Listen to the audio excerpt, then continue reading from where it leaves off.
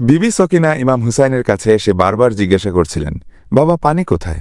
ইমাম হুসাইন আলাইসাল্লাম শত্রুদের কাছে বার্তা পাঠান যে, যদি তোমাদের আমার সাথে শত্রুতা থাকে তবে অন্তত এই শিশু ও নারীদের পানি পান করতে দাও। কিন্তু তাদের উত্তর আসে যে, উবাইদুল্লাহ বিন জিয়াদ আমাদের কঠোর নির্দেশ দিয়েছে যে তাদের এক ফোঁটাও পানি দেওয়া যাবে না। পরের দিন ৮ই মুহররম ইমাম হুসাইন আলাইহিসসালাম আমর বিন সাদের সাথে আলোচনার চেষ্টা করেন, কিন্তু তাদের একটাই দাবি ছিল যে ইয়াজিদের বায়াত নিতে হবে, যা ইমাম হুসাইন কখনোই করতে প্রস্তুত ছিলেন না। তৃষ্ণার কারণে হৃদস্পন্দন দ্রুত বাড়ছিল, রক্ত ঘন হয়ে যাওয়ায় শরীরে রক্ত সঞ্চালন করা কঠিন হয়ে পড়ছিল, মস্তিষ্কের কার্যক্ষমতা কমে যাচ্ছিল এবং এই সবই শিশুদের মধ্যে আরও বেশি হচ্ছিল। ৯ মুহররমের দিন চলে এসেছিল এবং এই পরীক্ষার মধ্যে ৯ মুহররমের দিনটিও কেটে গেল। ইমাম হুসাইন আলাইহিসসালাম সারা রাত ইবাদত করেন এবং তার সঙ্গীদের বলেন, তোমরা এখন যেতে পারো। শত্রুরা শুধু আমার প্রাণ চায়, আমি চাই না আমার কারণে কারও প্রাণ যাক। এরপর ইমাম হুসাইন প্রদীপ নিভিয়ে দেন এবং কিছুক্ষণ পর যখন প্রদীপ জ্বালান তখন তার একজন সঙ্গীও তাকে ছেড়ে যায়নি। হুর বিন ইয়াজিদ যখন জানতে পারে যে আমর বিন সাদ ইমাম হুসাইনের বিরুদ্ধে যুদ্ধ করবে, তখন সে ইমাম হুসাইনের বাহিনীতে যোগ দেয়, কারণ সে ইমাম হুসাইনকে সম্মান করত। এরপর ১০ই মুহররমের সূর্য ওঠে। ইমাম হুসাইন আলাইহিসসালাম ইয়াজিদের বাহিনীর সামনে এসে বলেন, হে লোকসকল, ভেবে দেখো আমি কে? আমি কি তোমাদের নবীর মেয়ের পুত্র নই? তোমরা কি শুধু এই কারণে আমাকে হত্যা করতে চাও যে আমি ইয়াজিদের বায়াত নিতে অস্বীকার করেছি? কিন্তু শত্রুরা নীরব থাকলে ইমাম হুসাইন তার সেনাবাহিনীকে প্রস্তুত করেন এবং ৩টি ভাগে ভাগ করেন। একটি অংশ ডানে, একটি বামে এবং একটি অংশ কেন্দ্রে ছিল, যার নেতৃত্ব দিচ্ছিলেন হজরত আব্বাস। আর ইয়াজিদের সেনাবাহিনী তাদের বাম দিকে ছিল। ফজরের নামাজের পর যুদ্ধ শুরু হয়। ইমাম হুসাইন আলাইহিসসালামের সঙ্গীরা একে একে শহীদ হতে থাকেন।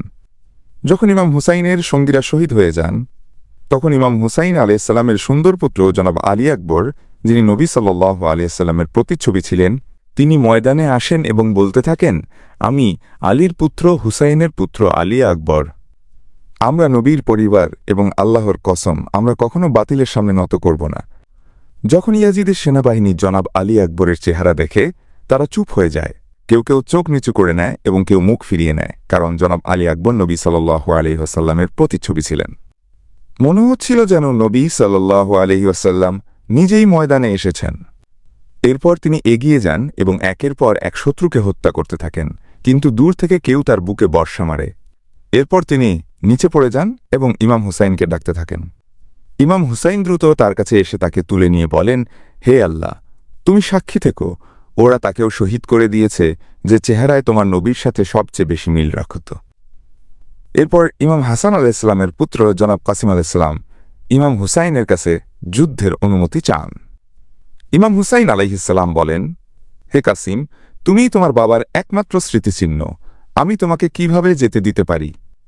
তখন জনাব কাসিম আলাইহিসসালাম বলেন, চাচা যান, আপনার জন্য আমার কাছে মৃত্যু মধুর চেয়েও মিষ্টি। ইমাম হুসাইন আলাইহিসসালাম তাকে বুকে লাগিয়ে কাঁদতে থাকেন।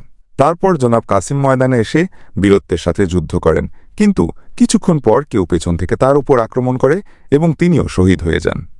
ইমাম হুসাইন আলাইহিসসালাম তার কাছে গিয়ে তার দেহ তুলে নেন। এরপর ইমাম হুসাইনের 2 ভাগ্নেও শহীদ হন। হজরত আব্বাস আলাইহিসসালাম ও যুদ্ধে ব্যস্ত ছিলেন। যখন তিনি শিশুদের কান্নার শব্দ শোনেন, তখন তিনি ইমাম হুসাইন আলাইহিসসালামের কাছে পানি আনার অনুমতি চান। ইমাম হুসাইন তাকে অনুমতি দেন। এরপর হজরত আব্বাস আলাইহিসসালাম ঘোড়ায় চড়ে ইয়াজিদের সেনাবাহিনীকে চিরে ফোরাতের দিকে এগিয়ে যান। তিনি পথের সবাইকে শেষ করতে করতে নদীতে পৌঁছান। সেখানে পৌঁছে তিনি পান করার জন্য হাতে কিছু পানি নেন, কিন্তু যেই তার মনে পড়ে যে তার পরিবার তৃষ্ণার্ত, তিনি হাত থেকে পানি ফেলে দেন। এরপর তিনি তার মশকে পানির পাত্র, পানি নিয়ে ঘোড়ায় চড়ে তাঁবুর দিকে ফিরতে থাকেন। কিন্তু তখনই কিছু শত্রু তার বাহুতে আক্রমণ করে এবং তার একটি বাহু কেটে দেয়।